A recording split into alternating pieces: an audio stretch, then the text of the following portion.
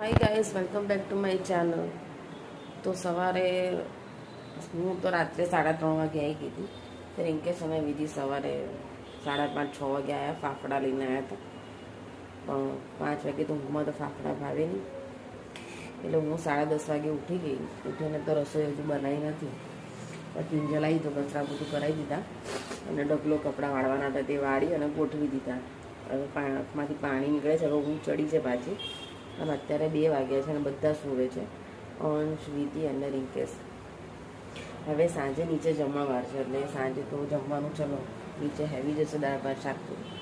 હવે અત્યારે શું જમવાનું બનાવવું અને આ લોકો હજુ સૂવે છે એટલે એ કન્ફ્યુઝન છે. ચા બી બનાવીને મૂકી છે પણ હવે ઉઠીને જમશે કે ચા પીશે એ જ નથી ખબર.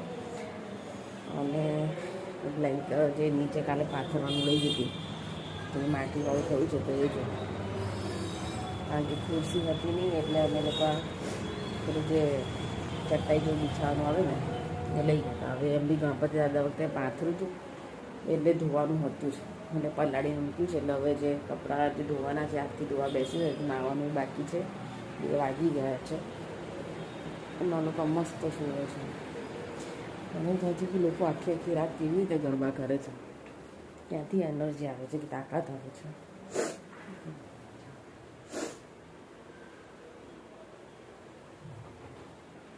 હવે થોડું સૂનું લાગશે કારણ કે 10 દિવસ બધી જગ્યાએ એટલા બધા લાઉડ સ્પીકર વાગતા હતા ને, અને હવે એકદમ શાંત વાતાવરણ. ઓકે, આ વખતે પહેલી નવરાત્રિ એવી છે કે જેનો મેં કલર નથી કર્યો, આઈબ્રો નથી કરાવેલી, વેક્સિંગ નથી થયેલું, કારણ કે મૂડ જ નહોતો આ વખતે. પણ તો બી નવરાત્રિ પતી ગઈ, છેલ્લા 2 દિવસ ગઈ લીધા નાના કરતાં. આમ તો માતાજીનો તહેવાર છે નવરાત્રિ, એટલે તમારે ગરબા ગાવાથી મતલબ હોવો જોઈએ.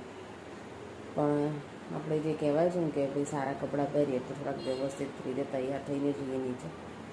પણ જો હું તૈયાર થઉં છું ને તો મને ગરબા ગાવાનો મૂડ જ નથી આવતો. અને સાદા કપડાં પહેરેલા હોય તો જ મજા આવે આપણને, કારણ કે આખો દિવસ અમે ગાઉનમાં જ રહેવાવાળા વ્યક્તિ છે.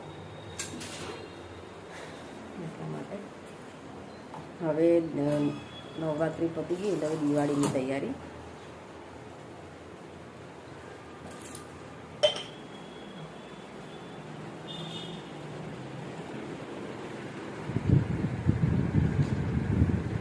મને ગરબા ગાવા જવાનો મૂડ હતો જ નહીં, મારે જવું જ નહોતું.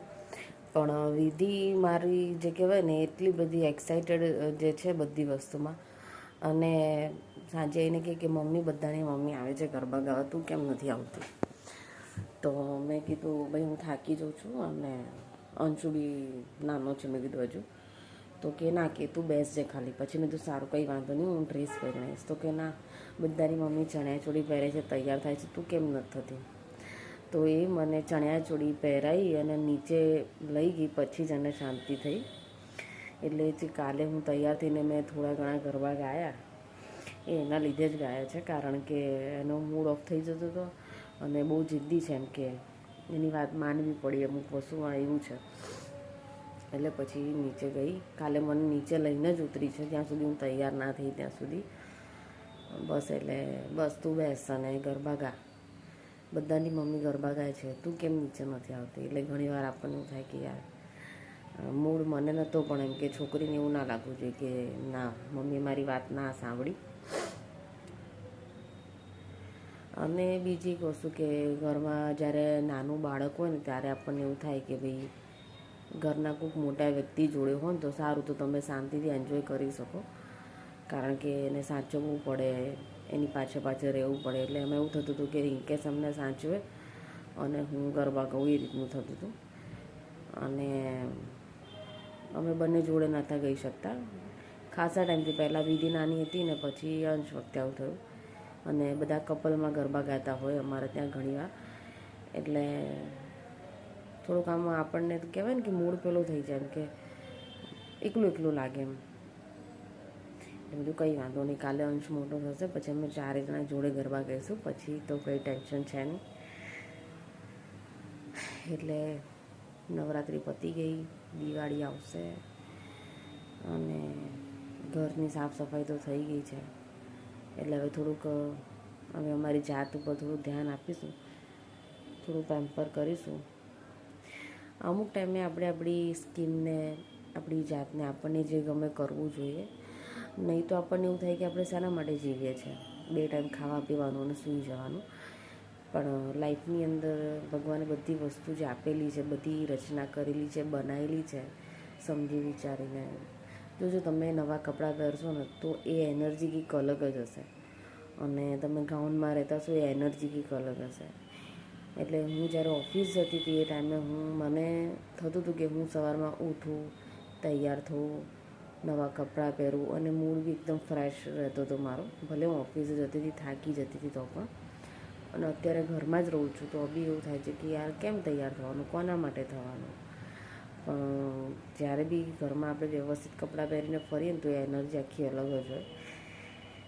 પણ પછી કામ બી કરવાનું હોય ને આખો દિવસ, એટલે પછી અમારા માટે ગાઉન બરાબર છે. પણ જો કામ કરીને બી તમે શાંતિથી વ્યવસ્થિત બહાર જતા આવતા હો તો તમને તૈયાર થાવ તો બહુ જ સારું લાગે. એ એનર્જી કંઈક અલગ જ હોય આખી. તમે જોજો જે દિવસે તમે ગાઉન પહેરેલો હશે ને આખો દિવસ આપણે મૂડલેસ જ રહીએ. અને જે દિવસે હું ડ્રેસ કે કુર્તી કે લેગિન્સ કે એવું કંઈ પહેરું ને તો એ એનર્જી આખી અલગ જ હોય. એ જે કહેવાય ને બધી સ્ટાઇલ જ અલગ હોય, બોલવા ચાલવાની આતે. એટલે આખું જે કહેવાય ને અલગ માહોલમાં જ આપણે જતા રહીએ. એટલે હંમેશા થોડુંક વ્યવસ્થિત રહેવું જોઈએ હું માનું છું. ભલે હું આવી રીતે રહું છું પણ હવે અમને ટેવ પડી ગઈ છે. છેલ્લા 10 વર્ષ અમે પાંજરામાં પૂરાઈ ગયેલા છે. અનુપમા જેવી હાલત છે, ક્યારે બહાર નીકળીશું ખબર નથી. અનુપમાએ 25 વર્ષ આપ્યા હતા એના ઘરને, મારે 10 વર્ષ તો થઈ ગયા છે, બરાબર. હજુ કેટલા વર્ષ ઘરમાં રહેવાનું છે ખબર નથી. ઘર ગમે તેટલું મોટું હોય, ગમે તેટલી સગવડ હોય, પણ એ પિંજરું ને પાંજરું જ કહેવાય, બરાબર. એટલે ઘરની બહાર તો નીકળવું જ જોઈએ, હું તો કહું છું. તો તમને દુનિયાનું નોલેજ અને તમને જિંદગી જીવવી ગમે. નહીં તો તમારી જે તમે લિટરલી આપણે ડિપ્રેશનમાં જ જતા રહીએ. પણ આ બધી વસ્તુ કોઈ નહીં સમજે. જે હાઉસવાઈફ હોય છે, જે લેડીઝ હોય છે ને એ જ આ બધી વસ્તુ સમજે.